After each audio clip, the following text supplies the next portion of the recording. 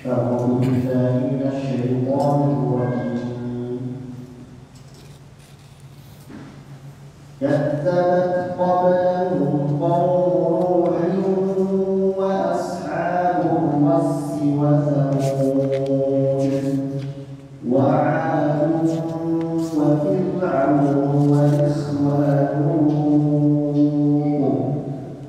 وأصحاب الأيكة وقوم تبع كل كذب الرسل فحق وعيد أفعينا بالخلق الأول بل هم في لبس من خلق جديد ولقد خلقنا الإنسان ونعلم ما توسوس به نفسه ونحن أقرب إليه من حبل الوريد إذ يتلقى المتلقيان عن اليمين وعن الشمال قعيد ما يلفظ من قول إلا لديه رقيب عتيد.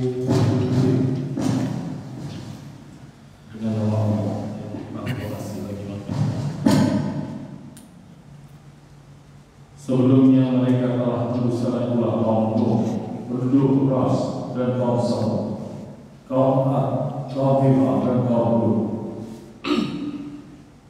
penduduk Aikat dan kaum Tubal. Semua yang telah berusaha para Rasul sudah selesai mereka mendapat hukuman yang telah diajarkan kepada mereka. Apakah kami nanti dengan penciptaan yang pertama?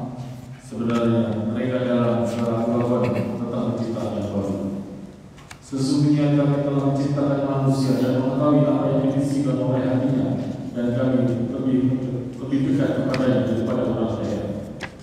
Yaitu ketika dua malaikat mencatat amal perbuatan manusia yang duduk di sebelah kanan dan di sebelah kiri. Tidak ada suatu ucapan pun yang diucapkan, melainkan ada di dekatnya malaikat pengawas yang selalu hadir. Assalamualaikum warahmatullahi wabarakatuh.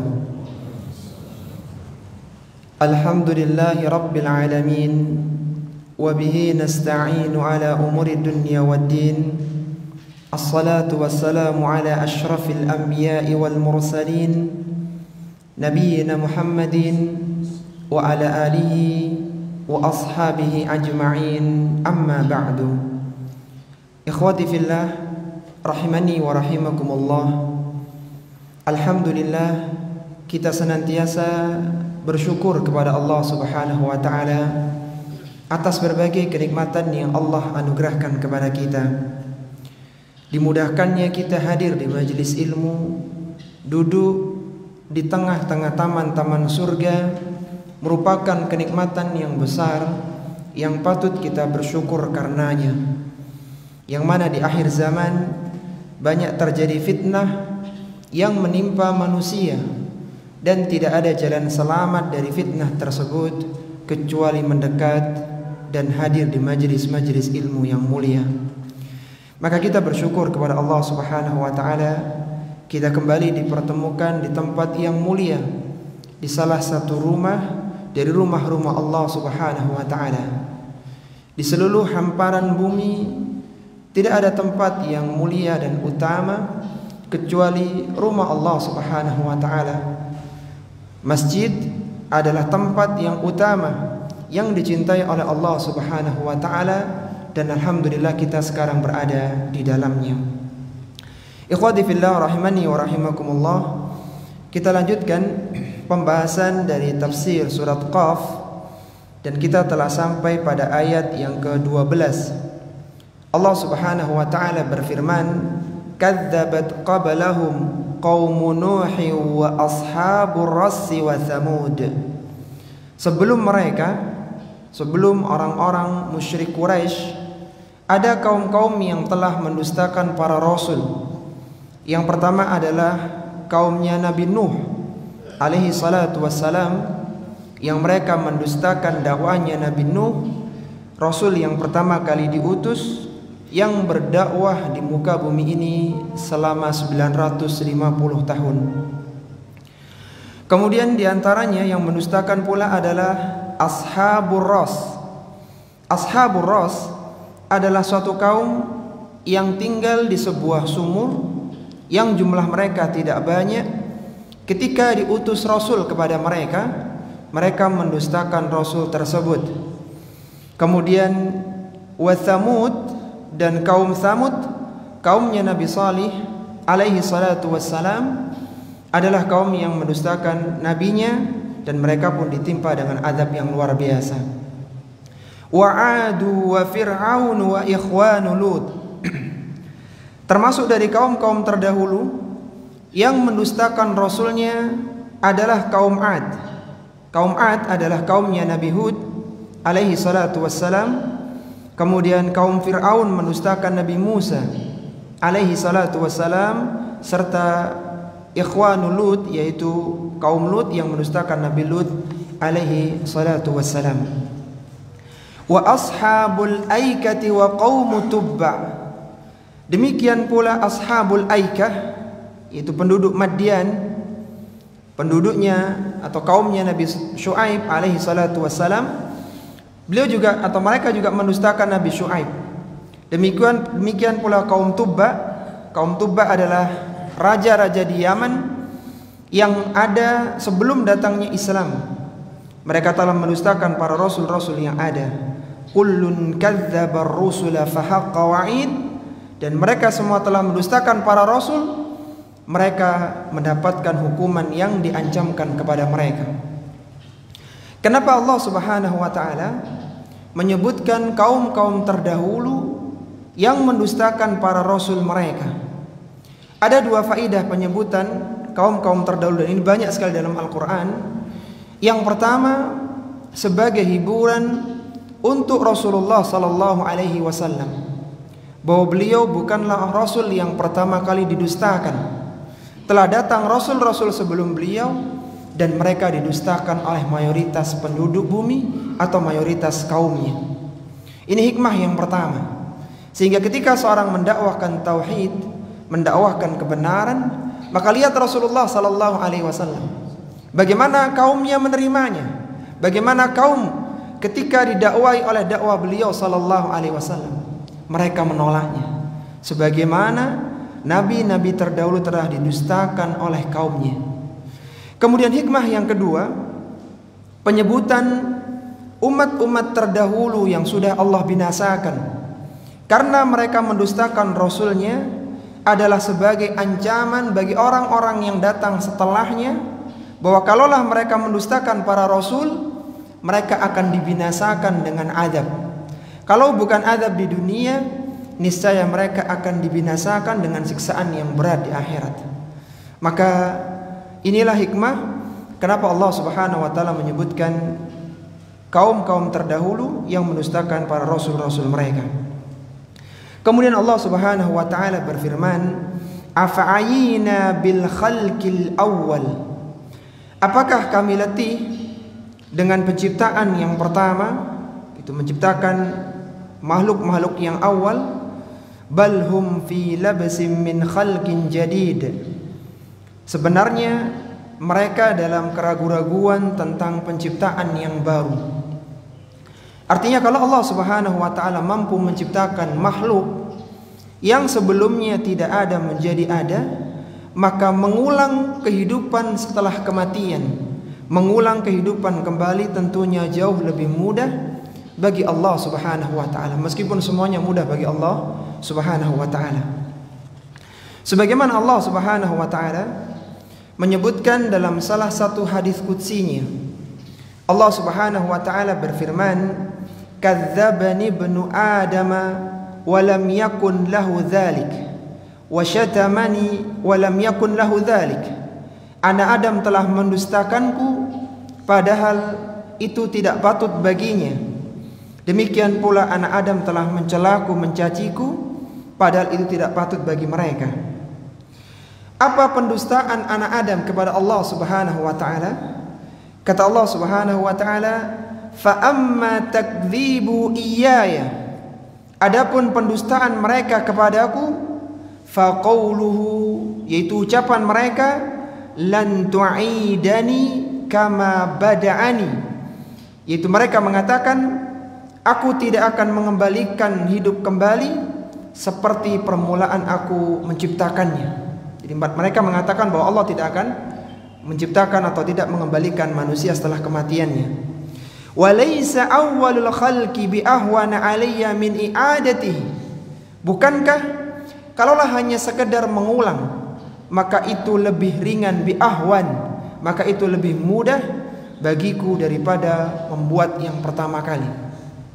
Umumnya ketika dalam proses kehidupan dunia, ketika seorang membuat produk yang pertama kali, itu dia merasa kesulitan ya, karena masih awal-awal membuat. Kalau hanya sekedar mengulang, memperbanyak, itu jauh lebih mudah di dalam proses kehidupan dunia. Akan tapi bagi Allah Subhanahu wa taala, kalaulah yang pertama saja tidak sulit bagi Allah, maka mengulang kembali, menghidupkan kembali yang sudah pernah ada contohnya, itu jauh lebih mudah bagi Allah Subhanahu wa ta'ala. Kemudian kata Allah Subhanahu wa ta'ala, wa amma syatmuhu iyaya, adapun cacian mereka kepadaku, celaan hamba kepada Rabb yang telah menciptakannya, fa qauluhu, ucapan mereka, ittakhadallahu waladan, mereka mengatakan Allah punya anak, wa anal ahadus samad, padahal aku adalah Rabb yang Maha Esa, yang bergantung kepadaku segala sesuatu. Lam alid walam ulad, aku tidak dilahirkan dan tidak pula diperanakkan. Walam yakun li kufuwan ahad, dan tidak ada seorang pun yang setara denganku. Jadi di antara dosa anak Adam yang pertama adalah mendustakan Allah Subhanahu wa taala. Ketika mereka tidak percaya bahwa Allah bisa menciptakan atau bisa menghidupkan kembali setelah kematian. Dan celaan anak Adam kepada Allah adalah ketika ada manusia yang berani mengatakan Allah punya anak. Maka ini adalah celaan yang berat kepada Allah Subhanahu wa ta'ala. Kemudian Allah Subhanahu wa ta'ala berfirman, walaqad khalaqnal insana wa na'lamu ma tuwaswisu bihi nafsuh. Sesungguhnya kami telah menciptakan manusia, wa na'lamu ma tuwaswisu bihi nafsuh, dan kami tahu apa yang dibisikkan di dalam hatinya. Wa nahnu aqrabu ilaihi min hablil warid, dan kami lebih dekat kepadanya daripada urat lehernya. Allah Subhanahu wa ta'ala tahu tentang apa yang diciptakannya. Berapa urat saraf yang ada pada diri manusia, Allah tahu semuanya. Sampai pun bisikan hati yang tidak tampak secara zahir, secara yang kelihatan, Allah Subhanahu wa ta'ala mengetahui semuanya. Dan Allah Subhanahu wa ta'ala tahu apa yang terjadi kepada manusia tersebut, baik itu sebelum dia diciptakan, ketika diciptakan, dan nantinya setelah dia diciptakan oleh Allah Subhanahu wa ta'ala. Tentang masalah bisikan hati, maka bisikan hati yang ada pada diri manusia tidak dicatat sebagai dosa kecuali apabila telah diucapkan atau telah dilakukan. Jadi manusia senantiasa ada bisikan-bisikan hati, baik itu bisikan kebaikan ataupun macam itu, dan itu adalah fitrah manusia. Allah tahu apa yang ada dalam bisikan hatinya, dan itu tidak ditulis sebagai dosa kalaulah itu keburukan sampai itu diucapkan atau itu dilakukan. Sebagaimana Rasulullah sallallahu alaihi wasallam bersabda, "Innallaha tajawaza li ummati amma tuwaswisu bihi suduruha." Sesungguhnya Allah Subhanahu wa ta'ala memaafkan umatku terhadap apa yang dibisikkan oleh hatinya. Ma lam ta'mal bihi, selama apa yang terbisik itu tidak dilakukan, au takallama bihi, atau tidak diucapkan, wa mastukrihu alaihi, dan apa yang dipaksa untuk melakukannya. Ayat yang mulia ini, ikhwati fillah rahimani wa rahimakumullah, dan hadis yang mulia ini menunjukkan bahwa apapun yang belum terucap maka dia belum dicatat sebagai sebuah keburukan. Contohnya misalnya, ketika seorang terbersit ingin mengambil harta orang, ada kesempatan dia ingin mengambil uang atau mengambil harta orang, maka itu belum ditulis sebagai sebuah dosa kecuali ketika proses pengambilan itu terjadi. Ketika seorang ingin mencela orang lain karena dia dicela juga, maka tidak ditulis sebagai sebuah dosa kecuali sudah terlontar ucapan celaan itu. Demikian pula ketika seorang suami mentalak istrinya dengan talak yang bid'ah, talak yang dosa, itu talak yang dijatuhkan ketika istrinya sedang haid atau suci tapi sudah digauli, maka itu tidak ditulis sebagai sebuah dosa kecuali setelah terlontar baginya. Ketika muncul bisikan-bisikan talaklah istrimu, ceraikan istrimu dan seterusnya, maka itu tidak dianggap di dalam pencatatan amal sampai diucapkan atau sampai dia melakukannya. Tetapi Allah Subhanahu wa taala mengetahui semua bisikan hati manusia, sehingga tidak ada yang tersembunyi bagi Allah Subhanahu wa taala. Kemudian Allah Subhanahu wa taala berfirman, "Idz yatalaqal mutalaqqiyani 'anil yamini wa 'anil shimali qa'id." Ketika dua malaikat pencatat amal, 'anil yamini wa 'anil shimali qa'id, yang mereka berada di sebelah kiri dan di sebelah kanan, qa'idun, dengan atau dalam posisi duduk. Manusia dibekali oleh Allah Subhanahu wa taala dengan dua malaikat pencatat amalan, yaitu malaikat pencatat amalan kebaikan yang berada di sebelah kanan dan malaikat pencatat amalan keburukan yang berada di sebelah kiri. Perhatikan bagaimana Allah Subhanahu wa taala menggunakan kalimat yang tepat ketika menggambarkan manusia, malaikat pencatat amalan manusia tersebut. Allah mengatakan anil yamini wa anis shimali qa'id. Allah tidak mengatakan fil yamini wa fis shimali qa'id. Kenapa? Kalau Allah mengatakan fil yamin, di kanan dan kirinya dalam posisi duduk, berarti malaikat itu sedang duduk di pundak manusia secara zahir. Akan tapi ketika Allah mengatakan anil yamin, maka duduk tetapi tidak pada pundak manusia tersebut. Duduk tapi tidak di sana, di sebelah kanan tapi tidak di pundaknya. Kenapa Allah Subhanahu wa taala mengutus dua malaikat di tiap manusia yang akan mencatat amalan kebaikan dan keburukannya? Padahal Allah tahu apa yang terbersit dalam hati manusia. Allah tahu apakah nanti manusia itu masuk surga atau masuk neraka. Allah tahu semuanya. Tapi kenapa masih ada malaikat pencatat amalan? Salah satu hikmahnya adalah untuk menegakkan hujjah bagi manusia pada hari kiamat, bahwa ketika dia nanti dimasukkan ke dalam neraka bukan karena kezaliman Allah kepadanya, tetapi karena memang dia banyak terjerumus dalam dosa dan kemaksiatan, sebagaimana tertulis di catatan malaikat pencatat amalan. Apa kata Allah Subhanahu wa taala ketika menjelaskan hikmah adanya malaikat pencatat amalan? Allah berfirman dalam surat Al-Isra pada ayat yang ke-14, "Iqra kitabak kafa binafsika al-yawma 'alaika hasiba." Bacalah kitab catatan amalanmu itu yang ditulis oleh para malaikat yang tidak terlewat satu huruf pun, satu kebaikan pun.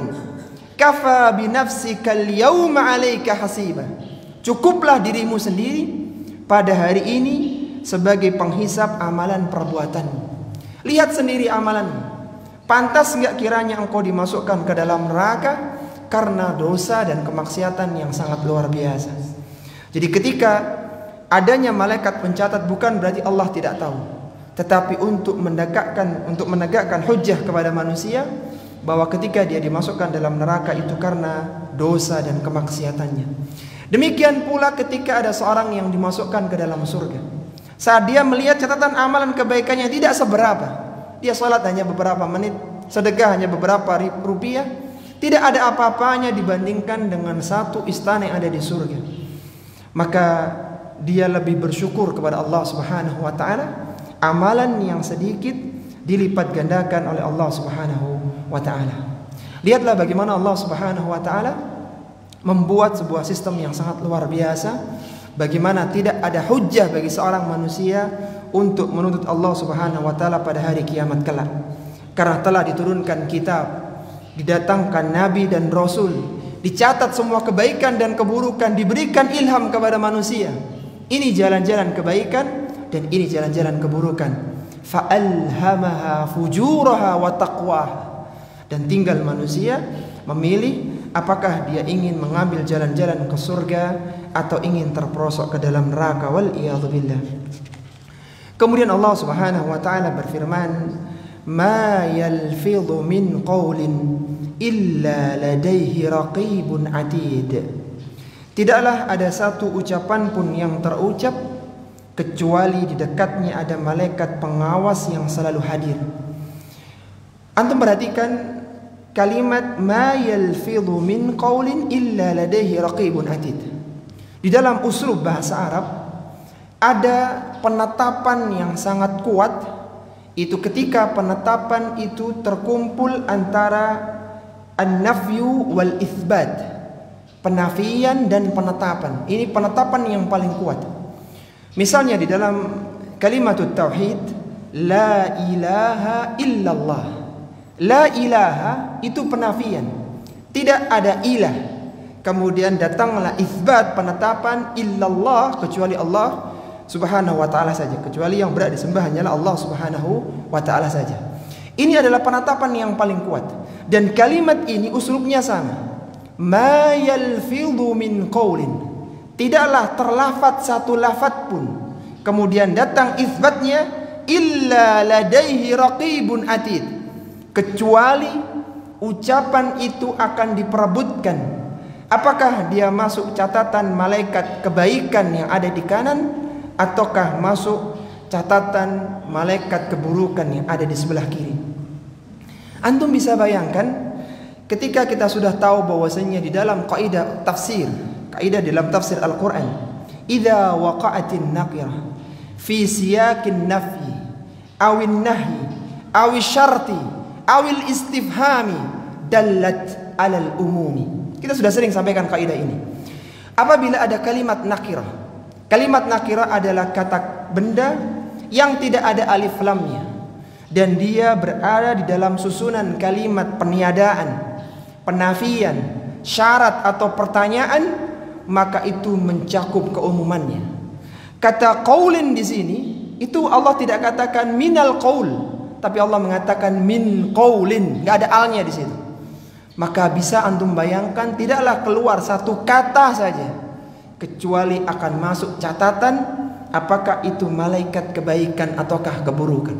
Allah tidak katakan, tidak terlontar satu kalimat atau satu paragraf, satu lembar, tapi satu kata kecuali diperebutkan oleh malaikat. Maka para ulama-ulama tafsir mereka berada dalam tiga pendapat tentang ayat yang mulia ini, surat Qaf pada ayat yang ke-18. Pendapat yang pertama, bahwa ucapan manusia itu yang terbagi menjadi tiga kategori ya. Ucapan manusia itu semuanya dicatat oleh malaikat, semuanya, karena kuatnya kalimat ini, ma yalfidhu min qaulin illa ladaihi raqibun atid. Semua ucapan manusia, baik itu ucapan kebaikan, ucapan keburukan, atau ucapan yang sia-sia. Artinya ucapan sia-sia itu bukan ucapan yang menjurus pada kebaikan atau ucapan keburukan. Semuanya ditulis. Tetapi yang nanti akan ditimbang pada hari kiamat adalah yang kebaikan dan yang keburukan saja. Yang sia-sia tidak ditimbang. Kemudian pendapat yang kedua mengatakan yang masuk dalam catatan apabila itu adalah ucapan kebaikan atau ucapan keburukan. Ucapan yang sia-sia yang tidak ada nilai kebaikan atau keburukannya maka tidak dianggap atau tidak tulis oleh malaikat.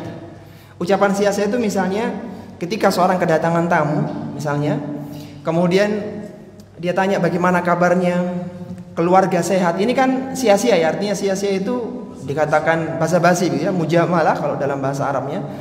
Dikatakan kebaikan juga tidak, ya, zikir juga tidak, tetapi dosa juga enggak begitu. Nah, itu masuk dalam kategori yang sia-sia, artinya tidak masuk dalam kebaikan atau keburukan. Yang kedua mengatakan yang ditulis hanya kebaikan, adapun yang kebaikan dan keburukan yang sia-sia tidak ditulis.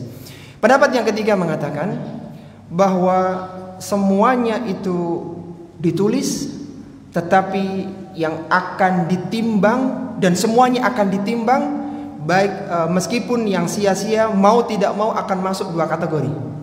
Apakah itu masuk dalam kebaikan atau keburukan? Bisa dipahami ya? Jadi ada tiga pendapat ya di kalangan para ulama. Yang pertama, semuanya ditulis, kebaikan, keburukan atau sia-sia semuanya ditulis oleh para malaikat. Cuman nanti yang ditimbang pada hari kiamat, kan kitab catatan amal itu akan naik di atas mizan. Yang naik di atas mizan pada hari kiamat itu tiga. Yang pertama adalah kitab catatan amal yang ada ditulis oleh para malaikat. Kemudian orang yang beramal naik di atas mizan. Yang ketiga adalah amalannya. Amalan akan dirupakan dalam bentuk konkret oleh Allah, kemudian dinaikkan di atas mizan. Nah, yang jadi permasalahan itu apa yang ditulis oleh malaikat begitu. Yang dikatakan oleh Allah dalam surat dalam Al-Quran, la yughadiru saghiratan wala kabiratan illa ahsaha. Yang malaikat itu tidak meninggalkan kabirah wala saghirah, ucapan yang besar atau ucapan yang kecil, kecuali ditulis oleh mereka. Pendapat yang pertama mengatakan bahwa semua ucapan itu ditulis, baik itu kebaikan, keburukan atau yang sia-sia. Tetapi nanti yang akan ditimbang hanyalah yang dinilai kebaikan atau dinilai keburukan. Itu yang pertama. Jadi yang sia-sia diabaikan. Pendapat yang kedua mengatakan bahwa yang ditulis hanya kebaikan dan keburukan, sia-sia nggak ditulis. Jadi malaikat itu kalau ini sia-sia nggak ditulis, tapi kalau ini kebaikan maka ditulis. Pendapat yang ketiga mengatakan semuanya ditulis, baik itu kebaikan atau keburukan, cuman hanya masuk dalam dua kategori. Apakah itu kategori baik atau buruk, tidak ada sia-sia. Lalu muncul pertanyaan, bagaimana kalau yang mujamalah tadi? Seorang mengatakan misalnya, bagaimana kabarmu hari ini? Keluarga sehat? Ini bagaimana nasibnya? Maka kata ulama yang ketiga, tadi ini pendapat Syekh Utsaimin, bahwa ucapan itu akan dilihat apakah dia lebih dekat dengan kebaikan atau keburukan. Contohnya, ketika ada tamu yang datang, kita diperintahkan oleh Nabi SAW untuk ikramud dhaif, untuk memuliakan tamu. Kata Nabi SAW, man kana yu'minu billahi wal yaumil akhir falyukrim dhaifahu. Barang siapa yang mengaku beriman kepada Allah Subhanahu wa taala dan hari akhir, maka hendaknya dia muliakan tamunya. Dan di antara bentuk pemuliaan tamu adalah mengajak berbincang. Ini bentuk pemuliaan. Sebagaimana Nabi Ibrahim alaihissalatu wassalam, ketika datang para malaikat ditanya, kalian dari mana? Apa keperluannya? Ini untuk menyamankan tamu. Antum bisa bayangkan ketika kita bertamu di rumah seorang, kemudian kita tidak ditanya satu kata pun, maka suasana menjadi beku, menjadi kaku, dan kita tidak nyaman, kita tidak merasa dihargai. Maka kata Syekh Utsaimin, ucapan itu masuk dalam kategori kebaikan, meskipun tidak secara langsung ya. Demikian pula ucapan-ucapan yang lainnya dikiaskan dalam hal itu. Demikian pula ketika nanti ucapan sudah menjerumus pada ghibah, sudah mencela orang, membahas orang, maka itu masuk keburukan. Dan antum bisa bayangkan, ayat yang mulia ini adalah ayat yang luar biasa, yang seharusnya menjadikan seorang muslim dan muslimah berpikir atas apa yang diucapkan dengan lisannya. Semoga satu kisah, atau kita bawakan dulu perkataan Yahya bin Katsir. Yahya bin Katsir pernah mengatakan bahwa ucapan manusia itu akan membawa kebaikan atau keburukan. Kadang seorang itu terbawa kebaikan atau keburukannya gara-gara ucapannya. Kata Yahya bin Katsir rahimahullah ta'ala, beliau pernah mengatakan, ma saluha mantiqu rajulin illa araftu dzalika fi sa'iri amalihi. Kata Yahya bin Katsir rahimahullah ta'ala, tidaklah aku melihat ada orang yang baik dalam ucapannya. Ia tidak pernah mencela manusia, ia tidak pernah menghina manusia, ia tidak pernah membahas aib orang lain. Kata beliau, illa araftu dzalika fi sa'iri amalihi, kecuali aku melihatnya baik di semua urusannya. wala fasada mantiku rajulin qad, dan tidak ada seorang yang buruk dalam ucapannya. Tidak ada dia melontarkan sebuah kata kecuali telinga terasa pedas, terasa panas, hati tersakiti dengan ucapannya. Illa araftu dzalika fi sa'iri amalihi, kecuali aku lihat orang ini buruk dalam amalannya. Kalau hanya menjaga lisan saja dia tidak bisa, bagaimana dia menjaga tangan dan kakinya? Maka jauh lebih berat lagi. Dan ingat bahwasannya ucapan manusia itu banyak menggelincirkan manusia ke dalam neraka. Sebagaimana Rasulullah sallallahu alaihi wasallam pernah berpesan kepada Mu'adz bin Jabal bila mengatakan, hal yakubbun nasu fin nari ala wujuhihim aw qala ala manakhirihim illa hasaidu alsinatihim. Kata Nabi sallallahu alaihi wasallam, tidaklah manusia menyungkurkan wajah-wajah mereka ke neraka atau menelungkupkan leher-leher mereka ke neraka illa hasaidu alsinatihim, bukan karena zina, bukan karena membunuh, tetapi karena panen dari ucapan yang telah dia lontarkan. Sampai-sampai kata Nabi sallallahu alaihi wasallam bila mengatakan, innal abda la yatakallamu bil kalimah, ada seorang hamba yang dia hanya mengucapkan satu kalimat, bukan satu paragraf, bukan satu lembar, satu kalimat saja, yanzilu biha finnar, yang dengan ucapan itu menjadikan dia terjerumus ke dalam neraka, ab'ada ma bainal masyriqi wal maghrib, yang jauhnya itu sejauh antara timur dan barat. Perhatikan, dia masuk neraka dengan kubangan yang paling dalam, bukan karena dia membunuh dan berzina, akan tapi karena ucapan lisannya. Suatu ketika Abdullah bin Mubarak seorang tabi'ut tabi'in yang wafat di bulan Ramadan tahun 181 Hijriah di Irak. Beliau pernah berangkat haji di Baitullah Al-Haram.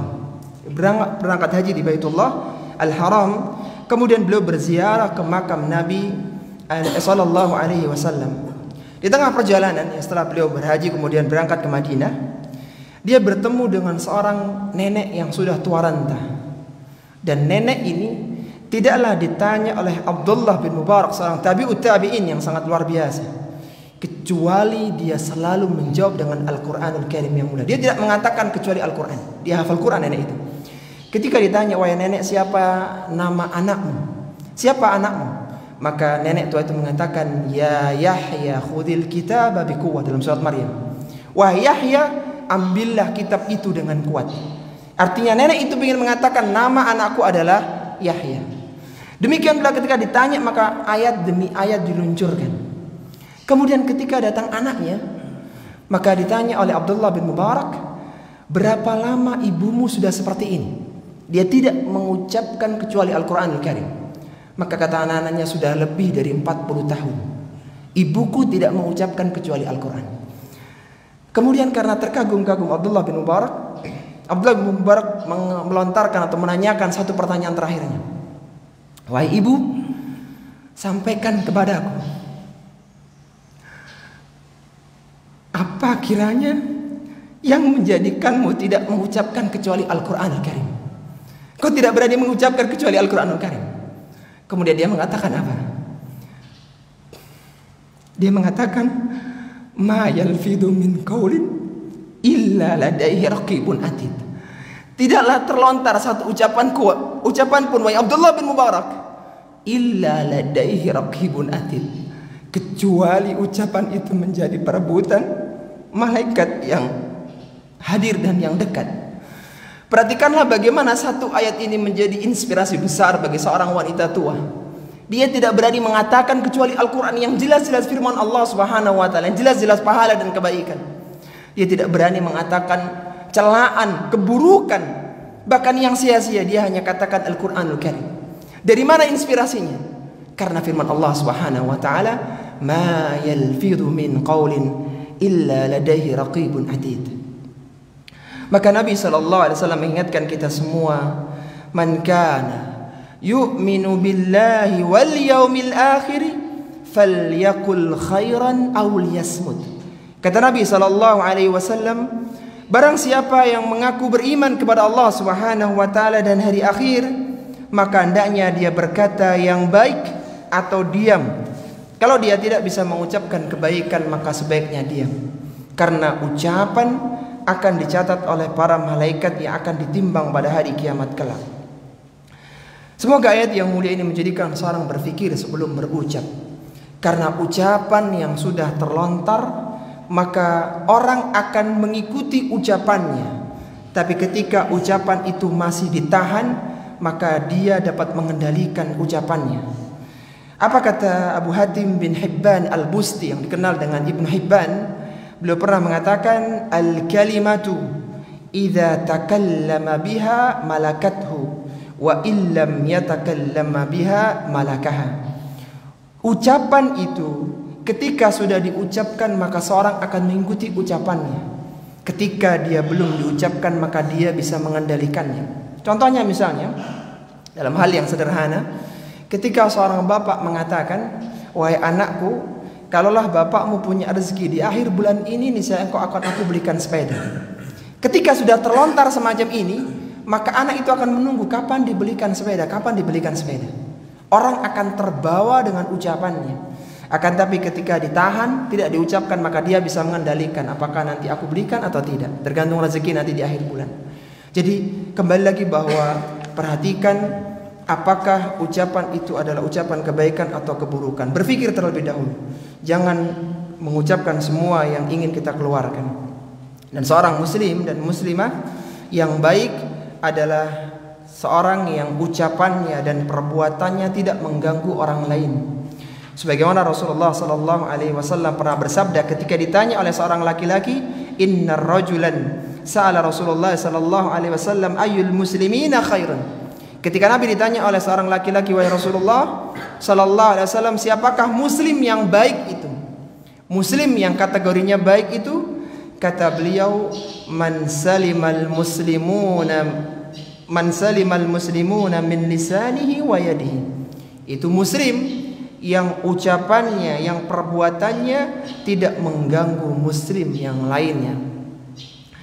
Dan ingat ya, kalaulah dulu ucapan itu hanya secara verbal, hanya dengan lisan, maka zaman sekarang ucapan itu berupa tulisan dan komentar. Hati-hati di dalam berkomentar di medsos, di dalam bermedia sosial, yang antum ucapan di situ tercatat di dalam mesin medsos itu. Belum lagi ternyata di catatan malaikat. Maka apa kata Wuhaib bin Ward ya? Wuhaib bin Ward pernah mengatakan, semoga ucapan ini semakin menjadikan kita berhati-hati dalam berkata-kata. Kata Wuhaib bin Ward, beliau pernah mengatakan, man adda kalamahu min amalihi qalla kalamuh. Barang siapa yang meyakini bahwasanya ucapannya bagian dari amalannya yang akan dicatat apakah ini pahala ataukah dosa, qalla kalamuh, niscaya dia akan sedikit ucapannya, dia akan sedikit bicaranya. Dia tidak berani bicara kecuali kebaikan. Kalau orang mengatakan, bukankah itu hanya sekedar ucapan? Bukankah itu hanya sekedar kata-kata saja? Apa beratnya? Kita tahu bahwasanya seorang laki-laki diizinkan untuk menggauli seorang wanita hanya melalui ucapan akad nikah. Bukankah seorang itu mendapatkan kemuliaan, dimasukkan ke dalam surga yang asal dia kafir hanya melalui ucapan 2 kalimat syahadat? Bukankah seorang itu dicatat sebagai kebaikan yang besar? Yang kata Nabi, alhamdulillahi tamla'ul mizan, ucapan alhamdulillah itu memenuhi mizan. Itu hanya dengan ucapan, tidak dengan angkat berat. Demikian pula yang lainnya. Ingat bahwa ucapan itu bagian dari amalan yang akan dihisab oleh Allah Subhanahu wa taala. Jadi jangan meremehkan, kan hanya ucapan, kan hanya komentar, kan hanya sekedar tulisan. Tapi tulisan, ucapan itu semuanya akan ditulis oleh Allah Subhanahu wa taala. Semoga ayat yang mulia ini menjadikan kita semakin sadar bahwa kebaikan itu bisa didapatkan dengan ucapan. Demikian pula dosa dan keburukan bisa didapatkan hanya dengan sekedar ucapan. Sebagai penutup di sesi ini, bukankah kita tahu ada yang namanya kufur karena nifak, kufur karena mencela agama yang mulia ini, karena munafik, yang sampai turun ayat yang mulia ketika ada seorang yang ikut berjihad bersama Nabi Sallallahu Alaihi Wasallam, berangkat berperang yang merupakan keutamaan besar dalam Islam, jihad fisabilillah. Tetapi di tengah perjalanan, untuk menghilangkan lelah dan letih dan kejenuhan dalam perjalanan, dia membuat lelucon dan geguyonan. Tidak serius. Dia katakan, orang yang bersama kami orang yang penakut, yang banyak makannya dan seterusnya. Yang dia inginkan, dia ingin menyindir Nabi dan orang-orang muhajirin yang datang dari Mekah. Maka turunlah ayat yang mulia yang mengatakan, yang menyebutkan dosa mereka. Kul abillahi wa ayatihi wa rasulihi kuntum tastahzi'un la ta'tadiru qad kafartum ba'da imanikum. Kata Allah Subhanahu wa taala, apakah dengan Allah Subhanahu wa taala, dengan ayat-ayatnya, dengan rasulnya kalian saling memperolok? La ta'tadiru, janganlah kalian meminta udzur. Qad kafartum, kalian telah kufur ba'da imanikum, setelah keimanan kalian. Dia keluar dari Islam yang mulia bukan karena membunuh orang, bukan karena mencuri, bukan karena berzina, hanya karena ucapan guyon yang mencela Nabi sallallahu alaihi wasallam yang mulia. Dia batal keislamannya. Jadi sekali lagi ikhwati fillah rahimani wa rahimakumullah, bahwa penetapan yang kuat adalah ketika ada an-nafyu wal itsbat. Ada penetapan dan penafian. Dan lafaz yang umum berada di dalam penafian itu mencakup keumumannya, nakirah mencakup keumumannya. Sehingga tidaklah ada ucapan kita kecuali dicatat oleh Allah Subhanahu wa taala. Sehingga berhati-hatilah dalam berucap, berhati-hatilah dalam berbicara. Sebagai penutup dalam kesempatan yang mulia ini, dahulu ada seorang salaf yang mereka atau yang dia sempat melakukan rintihan ketika sakit. Jadi ketika dia sakit, dia merintih ya, karena demam yang luar biasa, sakit yang luar biasa. Kemudian ketika dia sehat, maka dia disampaikan bahwa kenapa tadi engkau merintih dan menangis ya ketika sakit, dalam kondisi yang sudah tidak terlalu sadar begitu. Kemudian kata orang ini, benarkah tadi aku merintih? Iya, tadi engkau merintih begini dan begitu. Maka setelah itu dia tidak berani merintih lagi ketika sakit, karena dia tahu bahwasanya ucapan rintihan itu akan masuk kategori kebaikan ataukah keburukan, akan mendatangkan pahala ataukah dosa. Ini ikhwati fillah rahimani wa rahimakumullah yang bisa kita bahas pada kesempatan kali ini. Yang salah satu menjadi penekanannya adalah semoga ayat yang mulia ini menjadikan kita lebih berhati-hati di dalam berucap, di dalam berkomentar, dalam menulis status dan sebagainya. Yakin, pastikan bahwa apa yang antum tulis itu bernilai kebaikan. Kalau tidak ya sebaiknya kita, kalau memang itu perlu disampaikan ya, kita ucapkan doa saja. Barakallahu fiik, jazakumullahu khairan, masya Allah, alhamdulillah. Itu lebih aman daripada komentar-komentar lain yang nggak jelas, apalagi sekedar basa-basi ya, hanya sekedar guyon ya. Itu sebaiknya dikurangi. Kecuali antum yakin bahwa itu adalah kebaikan. Di dalam bermedsos mungkin satu pesan sederhana ya untuk kita semuanya, karena kita sudah masuk di zaman seperti ini.